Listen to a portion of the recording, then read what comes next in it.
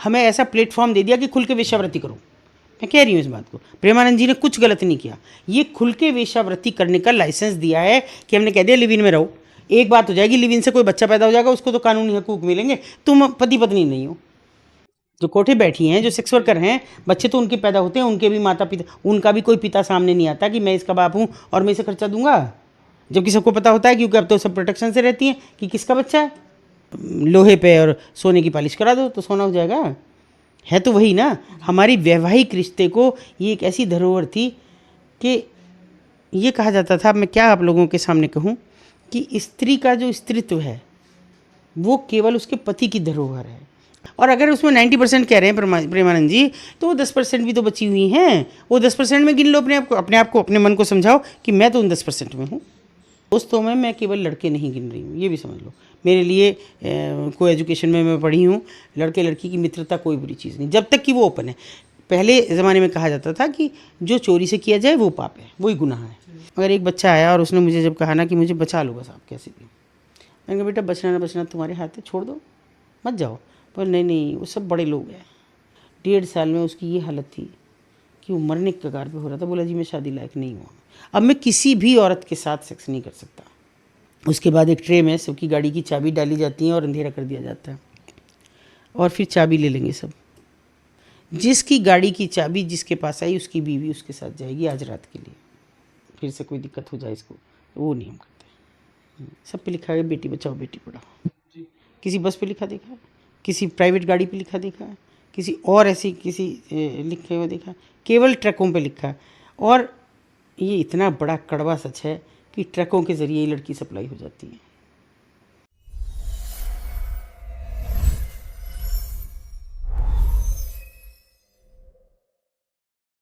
तो हमने क्या किया कि ऐसे ही हमारे यहाँ बहुत सारी यूनिवर्सिटी भी है मेरठ में, तो हमने कुछ लोगों से अब थोड़ा बहुत संपर्क भी है, थोड़ा बहुत लोग जानते भी हैं, तो निजी रसूख पे हमने कुछ कमेटीज़ में भी हैं हम, जो आंतरिक कमेटीज़ होती हैं। मैंने पूछा कि क्या ऐसा हो सकता है कि आपके कुछ बच्चे जो बहुत ज़्यादा पैसा अफोर्ड नहीं कर पा रहे हैं, हॉस्टल्स का किसी तरह चल रहा है, तो ऐसे बच्चों को हम हायर कर लें। तो उनका क्या करेंगी, हमने कहा कुछ फैमिलीज़ को हम बात कर रहे हैं, ऐसे जो अकेले रह रहे हैं माता पिता, और उन्हें बहुत ज़रूरत है कि कोई उनके पास हो, क्योंकि वो घर बड़े बड़े घर हैं, काटने को दौड़ते हैं, और रहना उनको नौकरों के हाथ का खाना वो सुबह बना के रख गए, शाम तक रखा उसको खा रहे हैं। तो उन्होंने कहा डन, स्वैच्छिक जो जाना चाहेगा हम आपके साथ चलेंगे। अभी हमारे सामने समस्या थी कि हम फैमिलीज़ को कैसे करें, तो हमने फैमिली की, तो 7 फैमिलीज़ हमारे साथ तैयार हुई। तो उन्होंने कहा मुझे बड़ा अच्छा लगेगा कि मेरे पास कोई आए और मेरे बच्चे की तरह आए। तो हमने क्या तय कर रखा है कि वो वीकेंड पे जाएंगे, वो सैटरडे जाते हैं उनके पास। और कैसे जाते हैं, हमने कहा जाओ सीधे घुसो, वो भी तुम्हारा इंतज़ार करें, फेंको बैग कहीं और, जाके माँ है तो माँ के गले लगो, वो पिता हैं अकेले तो उनके गले लगो, या दोनों माता पिता उनके गले लगो, और उनसे बोलो क्या बनाया मम्मी आज, क्या बनवाया मेरे लिए, तुमने नहीं बनाया, चलो मैं आज तुम्हें ये बना के खिलाता, कुछ भी कहो।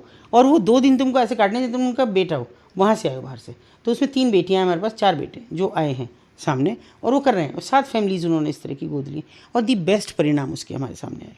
मतलब उनका एकाकीपन इस तरह दूर हुआ। वो कहते हैं, अब जब मैं उनसे वीकेंड में बीच में बात करती हूँ, तो कहते हैं कि नहीं मैडम, हमें तो इंतज़ार रहता है, अब हम अपने बच्चों का इंतज़ार नहीं करते, हमें पता वो तो कभी आने नहीं है, पर उन बच्चों का, क्योंकि वो नन्हे बच्चे जब आते हैं हमारे, मतलब वो आप जैसे बच्चों को कहते हैं बीटेक कर रहा है, कोई बीसीए कर रहा है, बीबीए, तो वो कह रही जब वो आते हैं और ऐसे दौड़ के हमारे गले लगते हैं, तो हमें लगता है हमारा तो सब कुछ लौट आया, कुछ नहीं चाहिए अब जीवन के आखिरी पल हैं। और किसी का बीटेक के 5 साल हैं, किसी के 3 साल हैं, किसी के 4 साल हैं, या किसी कोर्स के और के, तो इतने समय के लिए तो उन माता पिता के पास हैं, और तब नहीं होंगे तो दूसरा देखा जाएगा। तो क्यों नहीं वो ये कह सकती क्या कोई ऐसा बच्चा है जो मुझे माँ जैसा फील कराए, कोई ऐसा बच्चा है जो मुझे पिता जैसा फील कराए। मैं खुलेआम अभी मैं डालने वाली हूँ उसको, एक हम पेज बना रहे हैं उसके लिए, कि ऐसे लोगों को मैं खुद आमंत्रित करना चाहती हूँ कि क्या ज़रूरी है कि स्त्री पुरुष को बुलाएगी, पुरुष स्त्री को बुलाएगा, बच्चों को बुलाओ ना। और इसमें क्या है, हम क्या कर रहे हैं कि वो लोग चूँकि पैसे वाले हैं, वो उन्हें पैसा भी पे कर रहे हैं। अच्छा, वो एक लिमिटेशन है उनकी, वो पे भी करते हैं और अच्छा खासा पे कर रहे हैं जी। तो उन बच्चों को भी उनकी ज़रूरतें पूरी हो रही हैं, सही, जो वो ट्यूशन से नहीं कर पा रहे थे और माँ बाप इतना नहीं अफोर्ड कर सकते, और पढ़ने लिखने वाले बच्चे थे। ये हमने पहले कह दिया था, हमें बदमाश बच्चे नहीं चाहिए, सिगरेट शराब पीने वाले नहीं चाहिए, लफंगे नहीं चाहिए, ऊल ज़रूर बोलने वाले बच्चे नहीं चाहिए, कुछ सोफिस्टिकेटेड बच्चे चाहिए जो माता पिता जैसे उन्हें एहसास कराएं। तो उसका अच्छा खासा परिणाम आ रहा है। क्यों नहीं हम उनकी बात करते, कहाँ से ये डेटिंग ऐप और कहाँ से ये सब चीज़ें कहाँ से आ गई। ये हमें बर्बाद करने की एक सोची समझी साजिश चल रही है। और हम हो रहे हैं, हमारे यूथ हो रहे हैं। जैसे मैम एक काफ़ी अब ट्रेंड चल रहा है एक लिव इन का, बड़े शहरों में भी और हाँ। अब छोटे शहरों में भी धीरे हाँ। धीरे आता जा रहा है। हाँ। तो ये अभी प्रेमानंद महाराज जी ने जब इस बारे में कहा तो एक खूब सोशल मीडिया पर उनका बॉयकॉट हुआ, काफ़ी संत उनके समर्थन में आए, काफ़ी लोग उनके विरोध में आए। हाँ। तो इस पर क्या प्रतिक्रिया? देखो, पहली बात तो ये दिमाग से निकाल दो, ये ट्रेंड चल रहा है, ये तो सरकार ने मान्यता दे दी, जी जी। तो अब तो ट्रेंड रहा ही नहीं। ये तो एक जीता जागता हमें ऐसा प्लेटफॉर्म दे दिया कि खुल के वेश्यावृत्ति करो। मैं कह रही हूँ इस बात को, प्रेमानंद जी ने कुछ गलत नहीं किया, ये खुल के वेश्यावृत्ति करने का लाइसेंस दिया है कि हमने कह दिया लिव इन में रहो। एक बात हो जाएगी, लिव इन से कोई बच्चा पैदा हो जाएगा, उसको तो कानूनी हकूक मिलेंगे, तुम पति पत्नी नहीं हो। ये लिव इन रिलेशनशिप का जो मुद्दा आया उस पर यह कि लिव इन रिलेशनशिप में रहो, जी। पति पत्नी जैसे रहो, वो रिश्ते भी रखो, उससे बच्चा भी पैदा कर लो, बच्चे को सारे हक दोगे, पर पत्नी कुछ नहीं मांग सकेगी तुमसे, कोई मेंटेनेंस नहीं मांग सकेगी, कोई कुछ नहीं मांग सकेगी। फिर ये क्या है? बच्चे तो उनके पैदा होते हैं, जो कोठे बैठी हैं, जो सेक्स वर्कर हैं, बच्चे तो उनके पैदा होते हैं, उनके भी माता पिता, उनका भी कोई पिता सामने नहीं आता कि मैं इसका बाप हूँ और मैं इसे खर्चा दूंगा, जबकि सबको पता होता है, क्योंकि अब तो सब प्रोटेक्शन से रहती हैं कि किसका बच्चा है।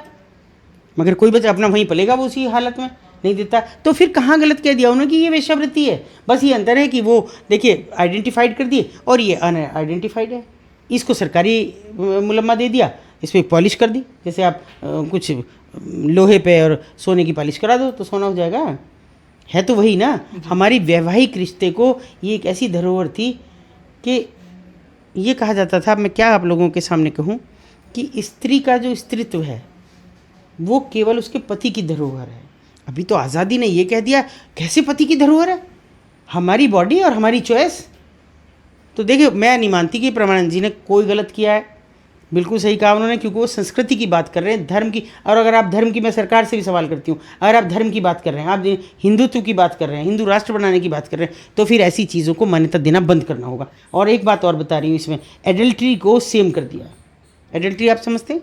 एक मुकदमा होता था, पति कहीं गलत जगह शादीशुदा होते हुए भी जाए तो उस पर एडल्ट्री का मुकदमा होता था, महिला पे नहीं होता था। अभी किसी पे नहीं होता। आप अपनी मर्जी से जा रहे हैं, जा रहे हो तो जाओ, किसी के साथ भी संबंध रखो, यहाँ आपकी मर्जी करें। तो आप तो खुद कह रहे हैं कि खुला वेश्यावृत्ति करो, बस ये है कि चोरी छिपे मत करो, सरेआम कर लो, लिव इन में रह जाओ, आज इसके साथ, कल उसके साथ, परसों उसके साथ, तो तुम हो जाओगे, ठीक रहोगे। ये कौन सा है, कौन सी चीज़ है? फिर क्यों भड़कना है इस पर? और अगर उसमें 90% कह रहे हैं प्रेमानंद जी, तो वो 10% भी तो बची हुई हैं, वो 10% में गिन लो अपने आप को, अपने मन को समझाओ कि मैं तो उन 10% में हूँ। आप मैं तो कह रही हूँ जिगोलो बड़ी उम्र की महिलाएं बुलाती हैं, मगर मुझे तो उसमें गुस्सा नहीं आ रहा, क्योंकि मुझे किसी ने कहा भी कि हमें उनके नंबर दे दो, ऐसे भी लिखते हैं लोग। तो हमने कहा बेटा मैं तो नहीं हूँ, कम से कम वो तो, मैं तो अपने आप को उसमें गिन रही हूँ ना कि मैं नहीं हूँ, तो क्यों नहीं गिन सकती हम कि हम अच्छी जगह पे हैं, हम गलत नहीं चल रहे हैं। और मैं तो आप जैसे बच्चों से फिर एक बार एक अनुरोध करती हूँ कि अपने इर्द गिर्द अपने दोस्तों को, अपनी दोस्तों में मैं केवल लड़के नहीं गिन रही हूँ, ये भी समझ लो। मेरे लिए को एजुकेशन में मैं पढ़ी हूँ, लड़के लड़की की मित्रता कोई बुरी चीज़ नहीं, जब तक कि वो ओपन है। पहले ज़माने में कहा जाता था कि जो चोरी से किया जाए वो पाप है, वही गुनाह है। आप दोस्ती कर रहे हैं, बढ़िया से करो, क्या फ़र्क पड़ता है। मेरे तो बूढ़े दोस्त हो रहे हैं, वो भी आते हैं, अभी साथ साथ हम पढ़े, क्योंकि एक ही शहर में शादी हुई, एक शहर में रह रहे हैं, और वो भी रह रहे हैं, तो अब तक भी आते जाते हैं हम सब एक दूसरे के साथ। तो ये जो आप चोरी से कर रहे हैं वो पाप है। अब आपको खुला कह दिया है सरकार ने, तो आप खुला करो। प्रेमानंद का विरोध क्यों करते हो? वो तो अपनी संस्कृति की बात कर रहे हैं जिस पे वो हमेशा कहते हैं, और वो तो सज्जन पुरुष हैं, वो तो कभी भी बेचारे उसको वापस भी ले लेते हैं अपने शब्दों को। ठीक है, तुम्हें बुरा लग रहा है तो ये तुम जब वो वापस लेता है ना, कोई भी संत अपनी वाणी को वापस लेता है, ये उसके लिए तो दुखदाई बात होती है, बहुत उनकी आत्मा पे, उनके ज़मीर पे चोट पड़ती है। मगर उससे कहीं ज़्यादा वो आपको कह रहा है कि अब तुम्हें मैंने खुला छोड़ा, जाओ। कानून तुम्हें क्या खुला छोड़ेगा? एक संत की वाणी है कि बर्बाद हो जाओगे, और हो रहा है हमारा देश बर्बाद। सांस्कृतिक तौर पे हम कुछ बचे नहीं हैं, हम आर्थिक तौर पे दिन रात कह रहे हैं हम विश्वगुरु, हम विश्वगुरु। मगर मोदी जी, माननीय प्रधानमंत्री जी, मेरा आपसे इन पॉडकास्ट के ज़रिए अनुरोध है कि संस्कृति के ज़रिए भी हमको विश्वगुरु बनाइए। जैसे हम पहले सिरमौर थे, हमारी संस्कृति के लोग दुहाई देते थे कि अरे अजीब है, नमस्ते करते हैं, नमस्ते का अर्थ समझते हो? ये सब योग क्रियाएँ हैं जब आप नमस्ते कर रहे हैं। और आज हमने सब चीज़ छोड़ दी, अब हाथ मिला रहे हैं। मैं तो नहीं मिला सकती किसी से, क्यों मैं मिलाऊँ हाथ? मैं नमस्ते करूँगी, आपको भी उसका अनुभव होगा और मुझे भी अनुभव होगा उसका, मगर नहीं, रोकना होगा। अब जैसे बच्चों को ही आप सबने बीड़ा उठाया, अभी मुझे लोग पूछते हैं, किसी के 10 फॉलोवर भी नहीं होते, आप उसके साथ पॉडकास्ट कर रही हैं। भाई पहली बात तो ये, मैं उसे प्रमोट नहीं कर रही, मैं इस चीज़ को प्रमोट कर रही हूँ कि भैया बाज आ जाओ। 10 लोग तो होंगे, मैं कह रही हूँ तुम्हारे 10 फॉलोवर हों, मुझे फ़र्क नहीं पड़ता, 10 लोग तो बाज आएंगे कि भाई ठीक तो कह रही हैं, कुछ गलत तो नहीं कह रही। हमारी बहन बेटियाँ गर्त में जा रही हैं, हमारे बेटे गर्त में जा रहे हैं, इन्हें बचाने का हमको प्रयास करना पड़ेगा। करो, जम के करो, सारे मिल के करो, और प्लेटफॉर्म बनाओ, उन पे आवाज़ उठाओ। जिस तरह से पॉडकास्ट बनाए ऐसे ही पॉडकास्ट और इनको आगे बढ़ाओ, और अपनी मतलब इतनी आवाज़ बुलंद करो कि एक दिन सब एकजुट हो। बस इतना मैं कहूँगी। जैसे मैम आपने कई शब्दों को बताया हमें, नगर वधू और जिगोलो, तो ये क्या होता है? जैसे लेकिन नगर वधू तो प्राचीन समय में कहा जाता था कि जो एक यौनकर्मी है, वो नगर वधू का मतलब ये है कि वो पूरे नगर की वधू, अच्छा, नगर की भोग्या है वो पूरे की। और उसके बाद देवदासी प्रथा है कुछ जगह मंदिरों में, कि मंदिरों को दान कर दिया कि ये भगवान को समर्पित हो गई। अब वो कोई भी उनको इस्तेमाल कर सकता है, भगवान की वस्तु हो। मंदिरों में साउथ में ऐसा देवदासी प्रथा है। अभी तो उस पर रोक लगी है, कानून बने हैं जी। वही परिवर्तित होते होते हम यहाँ आ गए, तबायफ से वेश्यावृत्ति पे आ गए, यौनकर्मी पे आ गए। तो वहाँ तक तो ठीक है, मगर जिगोलो शब्द आपने पूछा, पहली बात तो साधुवाद है तुम्हें कि तुम जिगोलो नहीं जानते। ये मेरे लिए एक सुखद है कि अभी कोई बच्चा तो बच रहा है जो नहीं जानता ही क्या है। जिगोलो एक्चुअल में है मेल प्रॉस्टिट्यूट। अभी लड़के क्या है, जिम में जाते हैं, बड़ी बड़ी अचानक से जिम की बाढ़ है, मसाज पार्लर्स की बाढ़ है, और बॉडी बनाएंगे। उसके बाद जिम के ज़रिए उनको ये ऑफ़र दिया जा रहा है कि कुछ बड़ी उम्र की औरतें हैं जो जिनके पति व्यस्त रहते हैं, या पति को उनमें उनके तुलतुल शरीर, उम्र बढ़ती हुई, उसमें आनंद नहीं आ रहा है, तो ऐसी औरतों को संतुष्ट करो, अच्छा पैसा मिलेगा। और वो एक एक रात के 50-50 हज़ार रुपये लेते हैं, 1-1 लाख रुपए भी देती हैं। मगर जब मेरे पास एक बच्चा आता है, मैं भी उसको कभी मैंने लाइटली लिया हमेशा, कि मैंने कहा ऐसे नहीं, कोई होता होगा, कोई ना कोई हुआ होगा, लेकिन क्योंकि मेरे सामने आ नहीं रहा था, कोई खुल के भी नहीं आया। मगर एक बच्चा आया और उसने मुझे जब कहा ना कि मुझे बचा लो बस आप कैसे भी, मैंने कहा बेटा बचना ना बचना तुम्हारे हाथ है, छोड़ दो, मत जाओ। पर नहीं, वो सब बड़े लोग हैं, वो बड़े लोगों की बीवियाँ हैं, वो मुझे धमका रही हैं कि अगर तुम नहीं आए तो सोचो तुम्हें एक्सपोज करेंगे हम कि तुमने हमारे साथ रेप किया। मैंने कहा बेवकूफ़ हो तुम। वो जब ये कहेंगी रेप किया तो शर्म से मुंह डुबा के कहीं जगह नहीं मिलेगी उनको मरने के लिए। वो मोटी थुल 60-65 साल की औरतें, और वो कहेंगी कि 25 साल का हैंडसम स्मार्ट लड़का तुम्हारे साथ रेप कर रहा है, हर रोज़ कर रहा है, और कितनी औरतें कहेंगी। तो मैं कहा उससे घबराओ मत तुम। तब उसने मुझे इसकी इतनी कड़वी सच्चाई बताई कि ये ऐसा है कि हम जाते हैं शुरू में इसमें। मैंने फिर उससे देखिए बिल्कुल खुल के मैंने सवाल किया, बेटा तुम मेरे पास तक आए हो तो खुल के बोल रहे हो, मैं भी खुल के एक सवाल पूछती हूँ, क्या तुम्हें ज़रा भी कुछ फील होता है? तो उसने कहा नहीं, फील वील तो कुछ होता नहीं, कौन उन औरतों को। मैंने कहा ये फील नहीं होता? तुम्हें ये नहीं लगता कि मेरी माँ हो सकती है? तुम्हें ये नहीं लग सकता मेरी दादी हो सकती है, चाची ताई कुछ हो सकती है मेरी? तुमको ये क्यों नहीं लगता? मैं फील करना ये नहीं कह रही कि तुम्हें सेक्सुअली कैसा फील होता है, मैं ये फील करने को पूछ रही हूँ। तो वो शर्मिंदा हुआ, उसने कहा जी बिल्कुल आपने जो कहा मुझे सोचना चाहिए था, वहाँ जाने से पहले सोचना चाहिए था, मगर मुझे पैसे के सामने कुछ नहीं दिख रहा था। मैंने कहा सिर्फ इसलिए कि 1.5-2 लाख का एंड्रॉयड फ़ोन लूँ, ब्रांडेड कपड़े पहनूँ, ब्रांडेड शूज़ पहनूँ, लोगों में दिखाऊँ कि देखो मेरे पास कितना पैसा है। मगर कब? अब ये हालत कितने दिन में हुई है? वो 1.5 साल हुआ है। 1.5 साल में उसकी ये हालत थी कि वो मरने के कगार पे हो रहा था। बोला जी मैं शादी लायक नहीं हूँ, अब मैं किसी भी औरत के साथ सेक्स नहीं कर सकता, मेरी ये हालत हो गई। एक रात में मैं 4-4 महिलाओं को सेटिस्फाई करने में मर रहा हूँ, मर सकता हूँ। मन होता है कि मैं मर जाऊँ। मुझे अगर मैं नहीं कर पा रहा हूँ, वो मुझे गोलियाँ देती हैं, वो मुझे कुछ ड्रिंक्स में देती हैं कि ये पियो, और वो मुझे मजबूर करती हैं ये सब करने के लिए। इससे बुरा कुछ हो नहीं सकता। किस तरह से हमारे यूथ को बर्बाद किया जा रहा है, और वो कौन लोग हैं। एक नहीं, वाइफ स्वैपिंग की मैं बात करती हूँ। बहुत सी चीज़ें, जैसे तुमने आज मुझसे पूछा, मेरे सामने भी अब से 10-12 साल पहले तक ये ऐसे थी, और मैं 10-12 साल पुरानी वाइफ स्वैपिंग की बात कर रही हूँ। कोई महिला मेरे पास आती है और मुझे लग रही थी काफ़ी हाई फाई है, तो बोली मुझे अकेले बात करनी है। ठीक है भाई कर लो। बोली मैं फंस गई हूँ, मुझे निकलना है। मैंने सोचा कोई लड़के के साथ अफेयर हो गया होगा, पति नाराज़ होते होंगे। मैंने कहा कोई बात नहीं बहन जी, हो जाएगा सब ठीक, आप बताएं मुझे क्या हुआ। तो बोली जी हमारे हस्बैंड्स मिल के शनिवार को पार्टी करते हैं वीकेंड पे, और उस दिन वाइफ स्वैपिंग होती है। मैं झूठ नहीं बोलूँगी, मुझे बिल्कुल नहीं पता वाइफ स्वैपिंग क्या चीज़ है। मैंने कहा ये क्या होता है?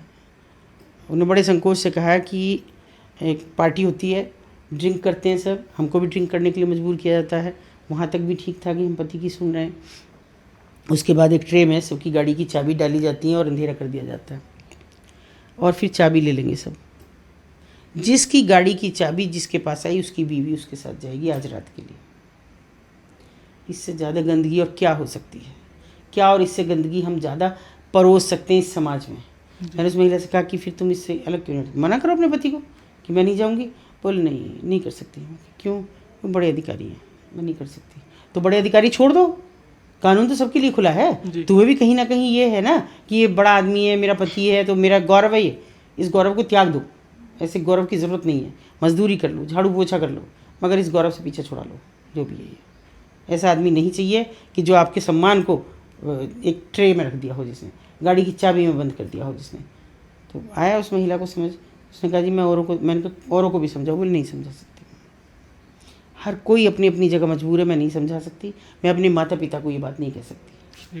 मैं नहीं कहूँगी कि मेरे साथ ये हो रहा है, क्योंकि कुछ भी हो सकता है। वो भी बड़े अधिकारी हैं, वो भी सब पैसे वाले लोग हैं, वो कुछ भी करेंगे और इतना बदनामी हो जाएगी हमारी कि तो मैंने कहा चुपचाप अलग हो जाओ, तलाक कर डालो कि भाई मैं नहीं है इनके साथ रहना, ये मारपीट करते हैं, बस बात खत्म। वो खुद से नहीं कहेगा कि मैं वाइफ स्वैपिंग करता हूँ।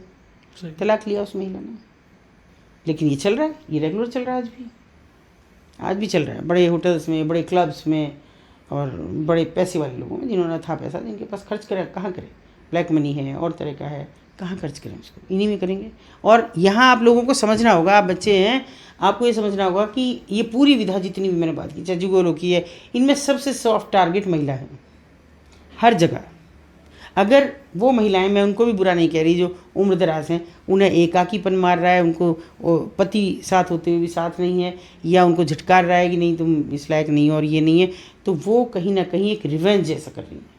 उनके अंदर भी गिल्ट है, वो भी एक गिल्ट में जी रही हैं कि हम क्या कर रहे हैं। औलाद जितना एक लड़का है उसको हम सेक्स के लिए मजबूर कर रहे हैं, वो किसी से कह भी नहीं सकती हैं। और जब लोग ये कहते हैं ना, जब मुझे इंस्टा पे भी पूछते हैं कि मैडम ऐसे का एक आध कहाँ भी, अरे नालायकों, मुझसे पूछ रहे हो, डूब के कहीं मर जाओ, अभी देख लो ना। अभी तो मैं तो बात ही कहती हूँ। इस बीच आया सीए टॉपर OTT पे, देखना आप लोग, जिगोलो खुल। फिर उसके बाद आई रंगीन, अभी रिसेंट, शायद 1-1.5 महीना पर, 1-1.5 भी नहीं हुआ, रंगीन करके, वो जिगोलो। कहाँ से आई ये चीज़ें? मैं तो मानती हूँ, मैं तो बिल्कुल झूठ बोल रही हूँ, कभी तुम मान लो कि ऐसा कुछ होता नहीं, मगर फिर फिल्म वालों को कैसे पता लगा ऐसा होता? मैंने तो नहीं कहा जाके, या मैं तो अब कह रही हूँ ना, तो कैसे वो आज के आज ही बना लेंगे क्या सीरीज़? समझना होगा हमें, हमको खुद से अपने यूथ को, आप सबको जागना होगा कि जो पीछे हो गया हो गया। एक दशक हमारा खराब बीत गया, अगले दशक को हम सुधार के रहेंगे इस अगले दशक में। और मैं तो भगवान को भी, प्रभु अगर कहीं हैं तो धन्यवाद करती हूँ कि आप लोगों को ऐसे प्लेटफॉर्म दिए कि पॉडकास्ट जैसी चीज़ें। और मैं उस दिन को भी धन्यवाद करती हूँ जब मैं पहली बार आज से 1 साल पहले किसी की पॉडकास्ट में गई। मुझे नहीं पता था, सच कह रही हूँ, मुझे नहीं पता पॉडकास्ट क्या चीज़ है। मैं सोचा सिंपल इंटरव्यू करेगा तो कर ले भाई, मैं आ रही हूँ, चलो। इतना ज़्यादा इंसिस्ट कर रहा है तो किसी ने मुझे कहा अरे ठीक ठाक उसका पॉडकास्ट है, चली जाओ। मुझे पॉडकास्ट शब्द भी, मैं सोची ये शायद गलत बोल रहा है, पॉडकास्ट ये कुछ ब्रॉडकास्ट कहना चाहता है। मुझे ये भी नहीं मालूम था, सच्चाई तो यही है, मुझे ये भी नहीं मालूम था। पर उसके बाद तो ये आवाज़ जितनी ज़्यादा जा सकती है उतनी मैं पहुँचा रही हूँ, कोशिश कर रही हूँ इतना। तो जैसे मैम आपने जब रेस्क्यू किया था सबसे पहले आपने, तो कोई ऐसा एक्सपीरियंस रहा होगा आपका कि जैसे रेस्क्यू जो आपके मन में रह गया कि आपने किसी का रेस्क्यू कर लिया, उसके बाद या तो या वे लड़कियां किसी ऐसी स्थिति में थी जो आपके मन में हमेशा रह गई? तो हाँ देखिए, ऐसा भी है कि एक दिन एक बंदा मेरे पास आता है, बेचारा बहुत ही मजदूरी से करने वाला, और मुझसे बोला जी मेरी बहन को निकाल दो। मैंने कहा तुम्हारी बहन कहाँ है? तो उसने मुझे प्रॉपर एड्रेस दिया कि उस जगह है। मैंने कहा तुमको कैसे पता, तुम क्यों निकाल रहे? फिर बोले मुझे पहचानती नहीं होगी शायद। अब मेरे लिए ये भी, मैंने कहा कैसे? कि जब वो गायब हुई, जब वो 6-7 साल की थी, और सच कहूँ तो मैं भी नहीं उसको पहचानता, पर मुझे ये पक्का पता है कि वो इस कमरे पे है। मैं कहा गायब कैसे हुई, कौन लाया? बोले कुछ नहीं जी, हम गरीब आदमी हैं और वो सपेरा तमाशा दिखाने आया, 15 साल पुरानी बात हो गई है। अच्छा। और वो सांप का यहाँ तमाशा दिखाया, यहाँ देखा, फिर वो चले जाते हैं गांव में कहीं दूसरे को भी, वहाँ भी चली गई वो पीछे पीछे, फिर नहीं लौटी। वो सपेरा ले गया कि कौन ले गया ये हमको नहीं पता, मगर अब जाके हमको किसी ने फ़ोन करा कि तुम्हारी बहन यहाँ है। ये भी बड़ा शॉकिंग था। मैंने कहा तुम कब आए? बोले मुझे 2 महीने हो गए। मैं मजदूरी कर रहा हूँ यहाँ और ढूंढ रहा हूँ कि कहाँ है। अब जाके मुझे पता लगा कि यहाँ है। मैं नाम वाम पूछा किसके यहाँ है। मैंने कहा अच्छा चल ऐसे ही चलते हैं, तू नीचे रुकना और हम यूँ ही जाते हैं। पहले कोई रेस्क्यू नहीं। मैं ऊपर गई और मैंने ऐसे ही जाके कहा अरे कहाँ है भाई, उसका नाम लेके, ये कहाँ है। और मैं दूसरे मंजिल पे चढ़ने लगी तो जो मालकिन थी वो कहने लगी अरे दीदी कहाँ जा रही हो, वो तो रही जैसे आप पूछ रही हो। अरे मैंने कहा मैंने इसका ध्यान नहीं किया। मैं उसको लिया तो मैंने देखा सांवली सी, कोई ऐसे ठीक ठाक नक्श भी नहीं थे। मैंने कहा अच्छा। वो मेरे से बोली मालकिन कि आज क्या काम पड़ गया इससे। अरे मैंने कहा मुझे लगा वो किसी दूसरी लड़की की बात है, ये नहीं है। वो ना मेरे यहाँ तो यही लड़की है, देख लो आप। तो मैंने कहा अरे उसे बोलिए जरा लड़के को जो बता रहा। वो लड़का आ गया। लड़की ने 1 सेकंड में पहचान लिया क्योंकि भाई तो उस समय बड़ा था, उससे 15 साल बड़ा है वो भाई, और 15 साल इसको हो गए थे यहाँ पे आए हुए। अब वो उम्र दराज हो रहा था, सफ़ेद दाढ़ी बाल भी सफ़ेद सी हो रही थी उसके, अजीब से बदहाल सा। तो थोड़ी देर तो देखती रही। फिर मैंने उसके भाई से कहा कि मैंने कहा अपनी बहन को आवाज़ तो लगा एक बार, हो सकता है दिल से दिल को आवाज़ जाए। तो उसने उसका नाम लेके कहा बेटा यहाँ। वो आई और ऐसे रोई है अपने भाई को मिलके कि रोंगटे खड़े हो गए हमारे। और भैया मुझे 15 साल बाद ढूंढा तुमने। हाँ चल। खैर कुछ मैं तो विरोध तो करने नहीं देती, मैं मेरे को ले जाओ, चलो जाओ। उसने उतार लिया, लड़की को ले गया। हम भी सुरखरू हो गए कि चलो भाई, बिना सोच रहा, बिना मीडियाबाजी के लड़की नहीं। मैं कोशिश करती हूँ कि थोड़ा कम, जिसके पेरेंट्स आ जाएं उनके लिए अखबारबाजी कम हो। लड़की चली गई और 15 दिन बाद मुझे किसी ने फ़ोन किया कि ना, उसी ने किया मालकिन ने, दीदी ये तो लड़की आ गई है यहीं पे। मैंने कहा फिर से। मैं भाग गई। मैंने कहा ये तो बड़ा गलत हो गया। मैंने कहा भाई तू क्यों आई। बोली क्या करती वहाँ तो रोटी भी खाने को नहीं है। मैं तो देखा वो बदहाली है कि सुबह को खा ली तो शाम की इंतज़ार है कि शाम को है या नहीं है। तो इससे तो अच्छा मैं कमा के तो दे दूँगी, यहाँ रहूँगी तो उनमें भी रोटी खा लेंगे। मेरा भाई है, उसके 4 बच्चे, मेरी एक बूढ़ी माँ है जिसको दिखता भी नहीं है, वो खाट पे पड़ी है। झोंपड़ी हमारी बरसात में शायद बिल्कुल पानी अंदर ही आता होगा, ये झोंपड़ी में मेरा भाई रह रहा है। और दूर दराज इलाके की, मध्य प्रदेश की कहीं की थी। तो मैं अब नहीं, मैं यहीं रहूँगी, मुझे मत निकालने की बात करना। और रह रही है वो। तो ये मुझे बहुत अफसोस हुआ कि काश ये ना जाती, काश इसका भाई ना आता, तो इस पर एक डबल बर्डन ना हो जाता कि अब उनका भी पेट भरना है इसको।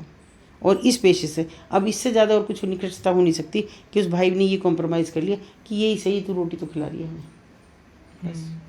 तो ये मुझे कई चीज़ें ऐसी बड़ा दुखती हैं, बहुत सी घटनाएं ऐसी हैं जो कष्ट देती हैं, कभी कभी बहुत ज़्यादा ध्यान आती हैं तो और देती है। मैं कभी जाती नहीं उसके कमरे में, उसके बाद मैं देखना भी नहीं चाहती। तो जैसा मैम आप बता रहे हैं कि माइनर लड़कियां भी इसमें बहुत रहती हैं। माइनर ही आती हैं, मेजर क्यों आएगी। वो तो जो बड़ी लड़की आती हैं उनको तो ये सीधा पहले मुंबई ले जाएंगे, वहाँ बाहर में इधर उधर पहले उन्हें ट्रेंड करेंगे। वो तो जब आउटडेटेड हो जाएंगी तब यहाँ लाएंगे। सब कनेक्टेड है, मतलब जैसे आप कोलकाता हाँ, बता रहे सब थे। सब कनेक्टेड है, सब एक दूसरे इंटरनली सब एक दूसरे से कनेक्टेड है, सब एक दूसरे के पास आते जाते हैं।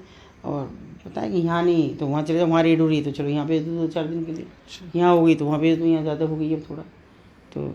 और यहाँ तो चूँकि छोटा शहर है तो सॉफ्ट टारगेट हम ही हैं कि भाई वो मैं दिख भी जाऊँ तो अच्छा आज कुछ ना कुछ करेगी, चलो चलो लड़की में इधर उधर हो जाओ, थोड़ा सा ऐसा है बस। पर दुखदाई बात यही है कि इतना बुरा हाल इस बदहाली में वो जी रही हैं, पता नहीं भले घर की लड़कियां हैं और जिन्होंने बड़े सपने देखे होंगे, लेकिन सरकार की नेग्लिजेंसी से सब वहीं के वहीं फंसे। क्योंकि देखिए अगर मैं ये कहूँ कि एक आदमी कुछ कर सकता, मेरे पास क्या चीज़ है, कुछ नहीं, सिर्फ मेरा आत्मबल है ना कि जिसके ज़रिए, और सरकार के पास सारा बल है, वो क्यों नहीं कर सकती इनका पुनर्वास।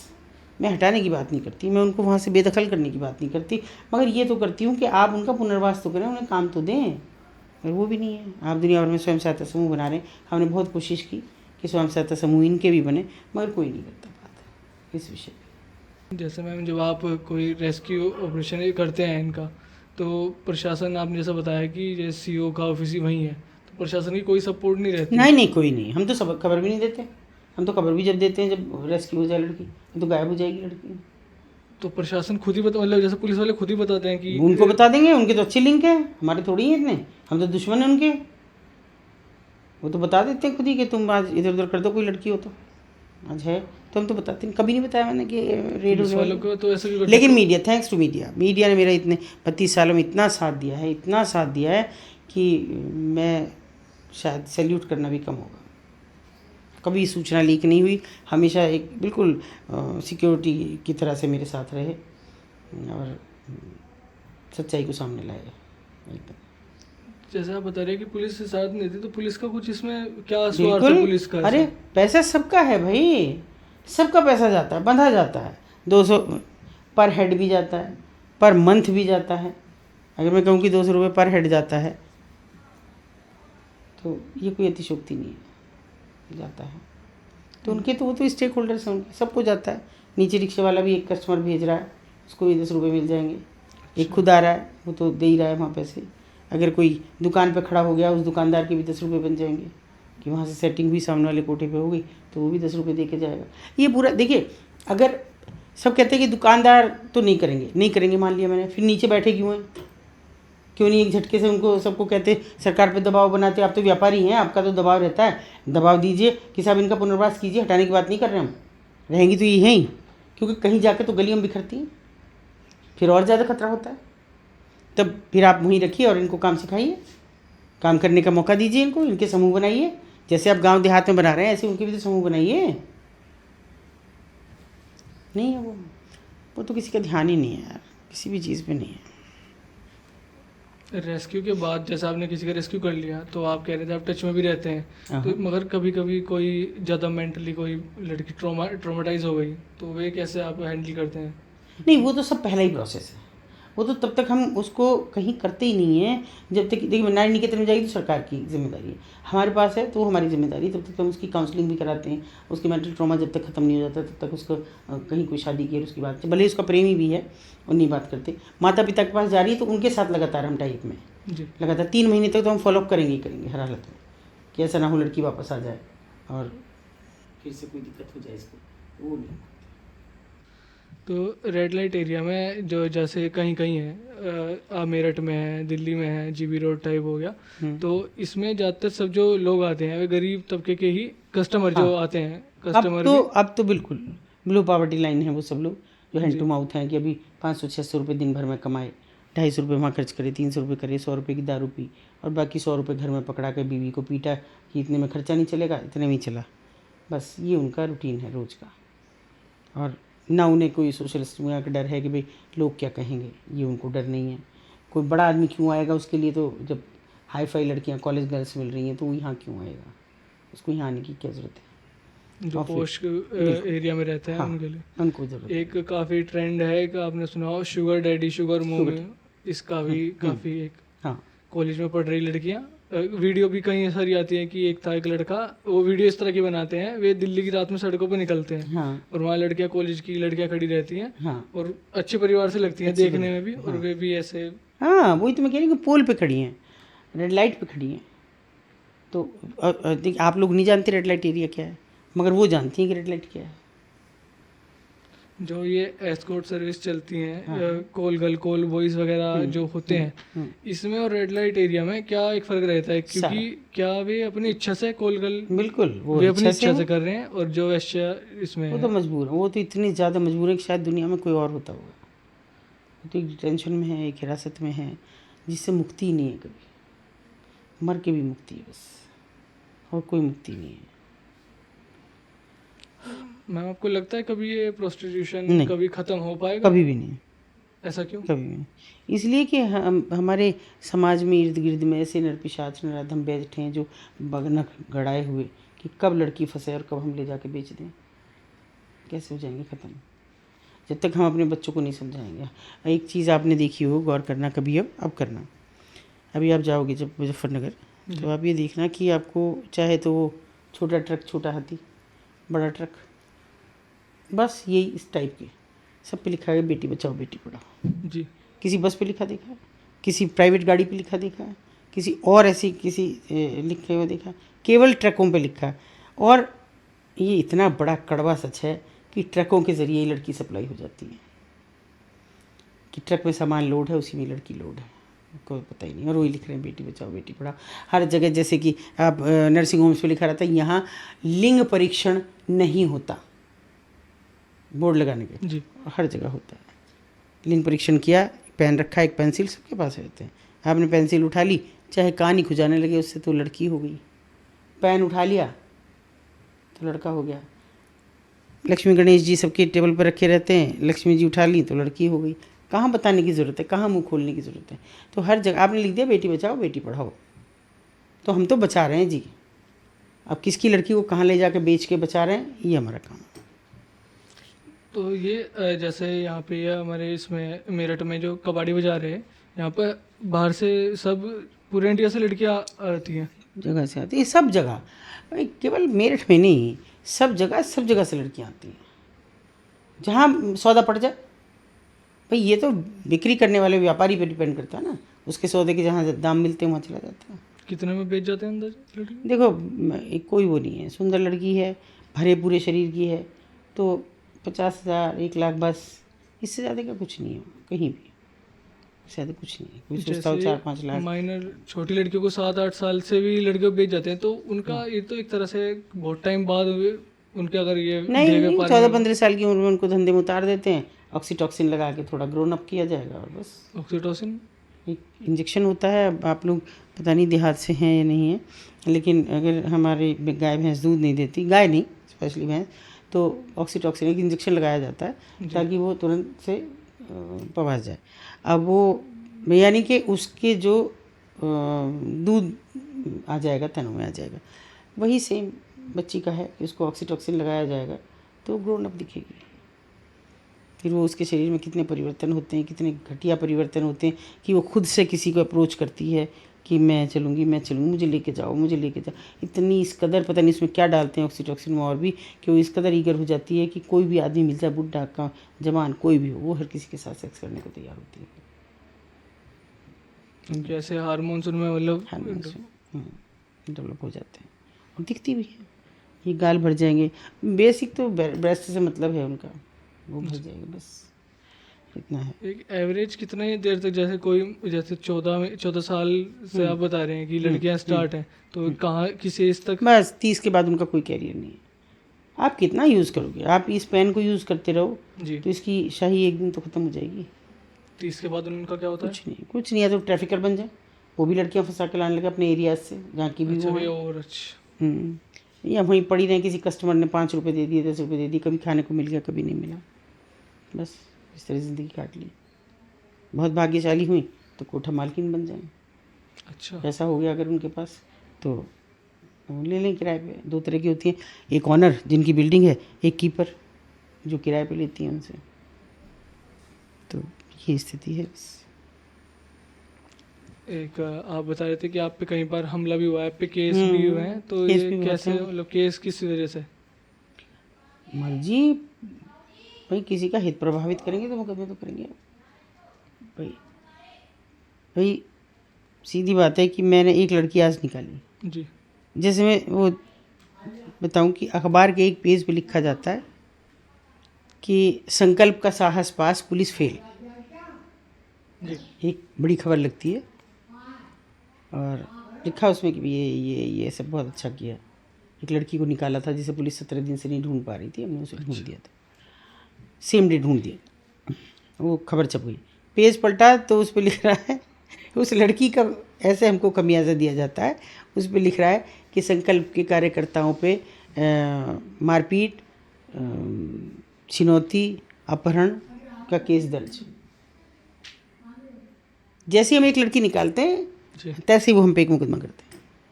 मालकिन जो वहाँ की है? मालकिन क्यों करेंगी, पुलिस करती है। अच्छा, पुलिस ही करती है? अरे पुलिस करती है, किसी को बुलाएगी, चलो एक मुकदमा लिखा हो यार, फिर करेंगी नहीं तो परेशान कर देंगी, तुम्हें थोड़ा दिन दब जाएंगी।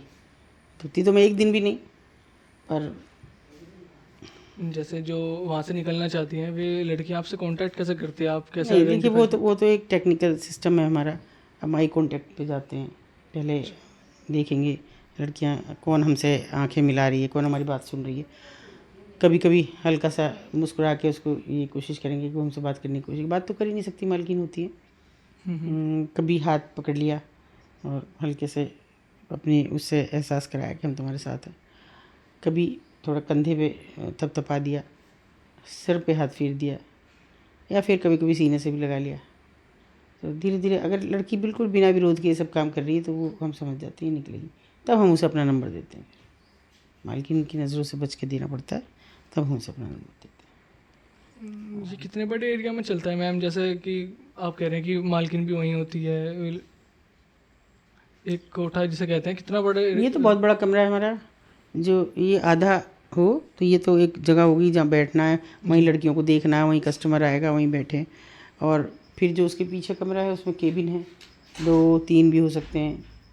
और पर्दे डले हुए, केबिन ऐसे नहीं कुछ बने हुए हैं, पर्दे डल गए, गद्दा डल गया नीचे, बस ये ऊपर जीवन है और कुछ नहीं। कोई वो नहीं, नहाने को नहीं, बाथरूम नहीं, केवल एक टॉयलेट जाने के लिए है, लेकिन नहाने का नहीं है। वो भी एक चबूतरा है, जैसे गंगूबाई में आपने देखा हो एक चबूतरा बना हुआ है, वही चबूतरा उनकी ज़िंदगी है। उसी में बैठ के खा लो, उसी भी वो आएगा यूज़ कंडोम फेंक देगा, वहीं गुटखा थूक के जाएगा, वहीं गंदगी करके जाएगा, और वहीं वो रोटी खाती रहेगी। वही उनकी ज़िंदगी है, वहीं वो नहा लेंगी, बस इससे ज़्यादा उनके पास कुछ नहीं है। एक प्रोस्टिट्यूशन को बॉलीवुड में भी काफ़ी ग्लोरीफाई से किया। अभी एक सीरीज़ आई थी हीरा मंडी, उसे देखकर कई लड़कियों ने रील बनाई थी, उस जो उसमें ट्रेंड था काफ़ी।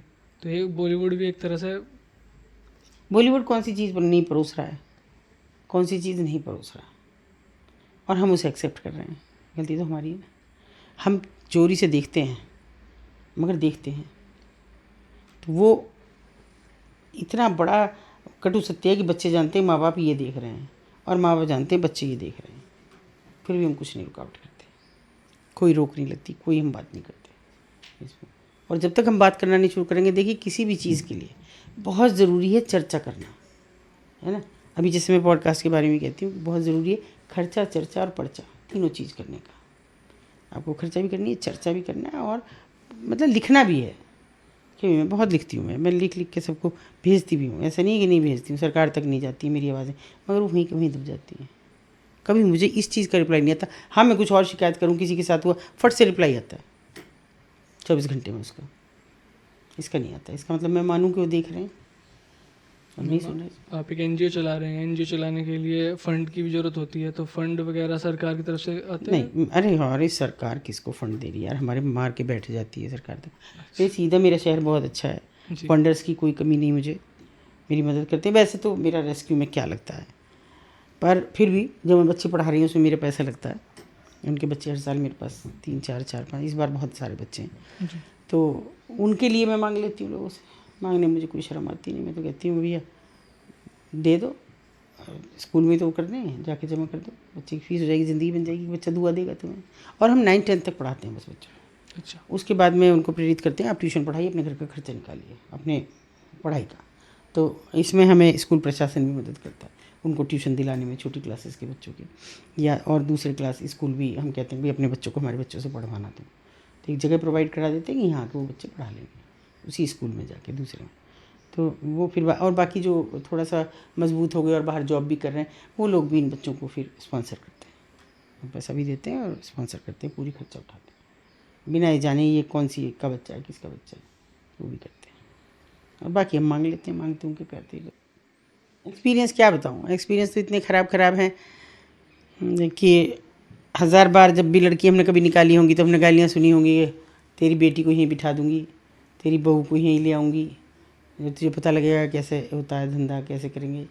ये अलग बात है कि मैं अगले दिन जाऊँ तो दीदी तुम मुझे बहुत परेशान करती हो, और फिर आ गई, फिर आ गई, कल चाय नहीं पी, आज तो देगी, आज चाय मंगा ले, चाय पी के तब जाएंगे। तो मैं जो इंटीमेसी उनके साथ बना के रखती हूँ, इसलिए नहीं कि मेरा काम होना है, इसलिए कि मैं उन्हें दिल से मानती हूँ कि ख़राब औरतें नहीं, मजबूर औरतें हैं वो ख़राब नहीं हैं।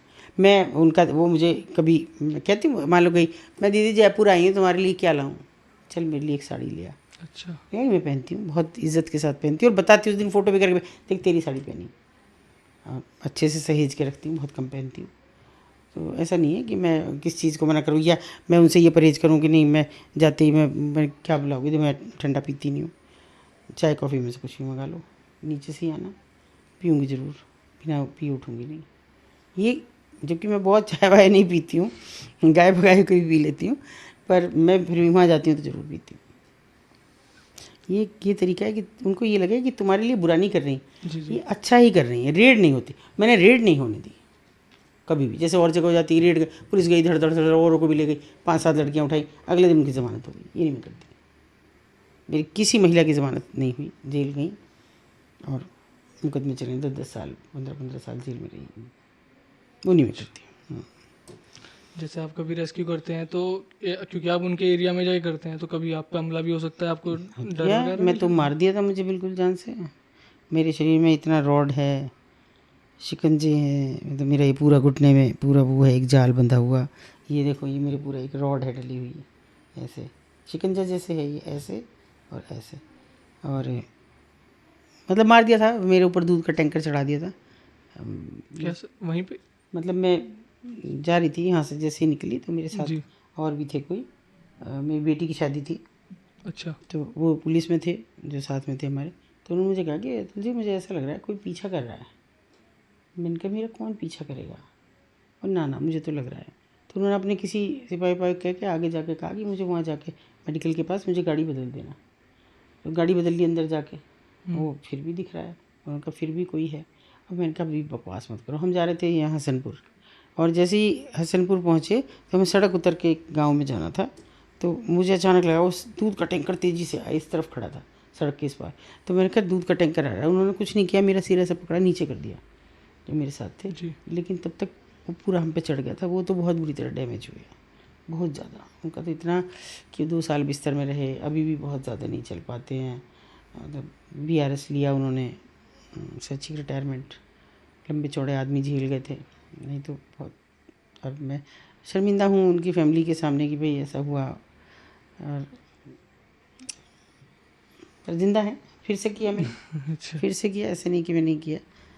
आया वो यहाँ पे जिसने किया, ये लोग कहने लगे। मैंने तब अपना मैं इस पे सब लगवा लिया था, अपना बिस्तर बिस्तर वो हॉस्पिटल से आके। तो किसी ने मुझे कहा कि वो बाहर बैठा है, ये जो लेडी मेरे साथ, इसने मुझे कहा कि दीदी वो बाहर बैठा है। तो मैंने कहा आ जाएगा, लेकिन नहीं हम नहीं मिलने देंगे। मैंने ना बुला लो। आया, मेरे पैरों में गिर गया, माफ़ी आफ़ी मांगता रहा, मुझे माफ़ कर दो। फिर एक काला धागा निकाला, ये बांध दो। मैंने कहा बेटा इसका अर्थ भी समझता है, तो हमारे यहाँ तुम तो रक्षाबंधन मानते नहीं हो। मैंने कहा कुछ भी हो तुम बांध दो, और आज की बात तुम्हारी सुरक्षा की जिम्मा मेरा, कोई तुम उंगली भी नहीं लगा सकता। अच्छा और ये सच है कि उसने मुझे 30 लड़कियाँ निकलवाई उसके बाद में। आज वो नहीं है, जहाँ भी है, ईश्वर उनकी आत्मा को शांति दे, पर वो मेरी बहुत मदद की है। शायद उसे गिल्ट हुआ हाँ एक कि गलत किया मैंने, कि कुछ बुरा तो हमारे साथ कर नहीं रही थी, किसी लड़की को भी बचा रही थी। और मैंने कभी किसी को, मैं कोशिश करती थी किसी पे मुकदमा ना हो, ज़्यादातर ये कोशिश करती हूँ कि मुकदमा ना हो उन माल के, वो भी किसी की सताई हुई हैं। पर कानून की अपनी सीमाएं हैं, वो एंटी ह्यूमन ट्रैफिकिंग थाने में जाएंगे तो मुकदमा तो होगा ही होगा। बच्चा वो लड़की उनके सुपुर्दगी में जाएगी तो मुकदमा तो होगा। एक मैम जैसे कभी आपने कोई रेस्क्यू किया हो उसके बाद आपको कभी कोई रिग्रेट हुआ है कि ये तो फेक न्यूज़ या फेक आपका वो हो गया? ना ना, कभी नहीं, कभी नहीं। मेरा कोई फेक गया भी नहीं कि जैसे मैं गई हूँ और मुझे लड़की ना मिली हो, जी ये भी नहीं हुआ। भले ही मुझे समय तो लगा ढूंढने में, लेकिन निकाला मैंने, छतों में से निकाली मैंने, ड्रेसिंग टेबल के पीछे से लड़कियाँ निकाली, फर्श के नीचे से निकाली, तो पर फेक नहीं हुआ मेरा कभी। कभी रिग्रेट हुआ किसी का कि कहीं ना आपने ना, ऐसा कोई केस हो गया आपके साथ? बिल्कुल नहीं, बिल्कुल भी नहीं कभी हुआ।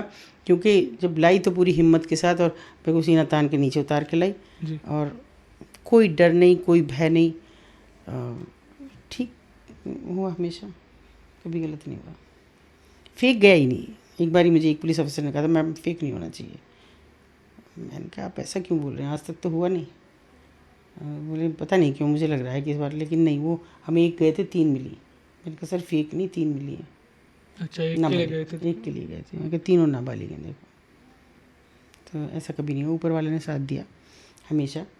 और बस यही है कि जो भी ताकत है ऊपर, वो देती रहे आखिर तक। जिस दिन जाऊं दुनिया से तब भी किसी लड़की को बचा के जाऊं। बस इतना सा है। आप बहुत अच्छा काम कर रहे हैं मैम। Thank you, आपका बेटा। मैंने आपका सबसे पहले एक पॉडकास्ट देखा था, तो मुझे जब पता चला था आपके बारे में, फिर मुझे पता चला आप यहीं हमारे पास की हैं क्योंकि हम भी मुजफ्फरनगर के हैं। हाँ, तो मैं कहा तो मैम से बात करनी चाहिए एक बार। बिल्कुल तो मैम बहुत बिल्कुल। अच्छा लगा आपसे बात करके, आपने सभी हमारे सवालों का अच्छा जवाब दिया। तो आज हमने मैम से बात की, मैम ने हमें सब चीज़ों की जानकारी दी कि कैसे एक ये तस्करी होती है लड़कियों की या कैसे ये कार्य चलता है, मैम ने कैसे कैसे रेस्क्यू किया, मैम ने अपना एक्सपीरियंस शेयर किया। तो शुक्रिया मैम का, मैम हमारे साथ रही।